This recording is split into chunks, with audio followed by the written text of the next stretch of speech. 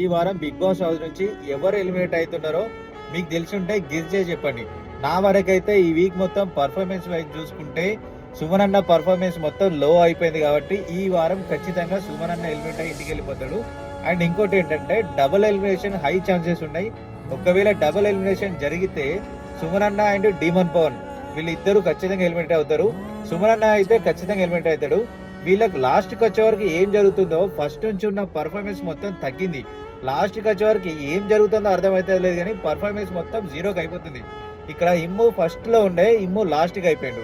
సుమన్ అన్న ఎప్పుడైనా లాస్ట్ లో ఉండే బట్ పర్ఫార్మెన్స్ మంచిగా ఉండే. డీమన్ పవన్ కూడా సెకండ్ ప్లేస్ లో ఉండే, ఇప్పుడు డీమన్ పవన్ కూడా లాస్ట్కి వచ్చిండు.